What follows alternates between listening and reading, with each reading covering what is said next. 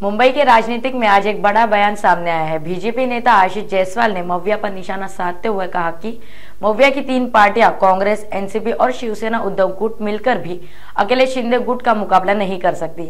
जायसवाल का यह बयान आगामी चुनाव के संदर्भ में राजनीतिक माहौल को और गर्मा सकता है। उन्होंने यह दावा किया है कि शिंदे गुट की ताकत और उनकी जमीनी पकड़ विपक्षी गठबंधन पर भारी पड़ेगी। बघा की ज्या पद्धतीचं कामकाज 2.25 वर्षाच्या सरकारमध्ये झालं, ज्या कारणासाठी आम्ही महाराष्ट्रात सत्ता परिवर्तन केलं, तो उद्देश सार्थ झाल्याचा आज या ठिकाणी दिसून येते। महाराष्ट्राच्या जनतेच्या मनामनामध्ये माननीय मुख्यमंत्री आणि सर्वांनी ज्या पद्धतीचा ठसा उमटलेला आहे, ज्या पद्धतीची जोरदार बॅटिंग माननीय मुख्यमंत्री महोदयांनी 2.25 वर्ष केलेली आहे, त्यामुळे हे सरकार आलेलं आहे आणि लोकांचा खूप प्रतिसाद मिळालेला आहे। अभूतपूर्व असा विजय मिळालेला आहे आणि अभूतपूर्व अशा जागा मिळालेल्या आहे। हे सर्व सरकारच्या 2.25 वर्ष केलेल्या कामाची पावती आहे।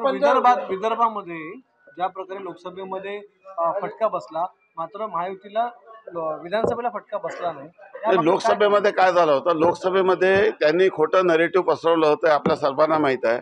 अनुसूचित जाती जमाती आणि मुस्लिम समाजाच्या लोकांमध्ये इस्लाम खतरे में, आरक्षण खतरे में, संविधान खतरे में, अशा पद्धतीचा भ्रम निर्माण केला। काहीच खतरेमध्ये नव्हतं, खतरेमध्ये काँग्रेस होती आणि आपला खतरा वाचवण्यासाठी त्यांनी लोकांमध्ये फेक नरेटिव्ह सेट केला आणि त्याचा त्यांना फायदा मिळाला होता। परंतु लोकांना हे लक्षात आलं आणि विधानसभेमध्ये ती चूक लोकांनी केली नाही जे लोकसभेमध्ये केली आणि त्यामुळे हा निर्णय जो आलेला तो ऐतिहासिक आहे आणि अभूतपूर्व आहे।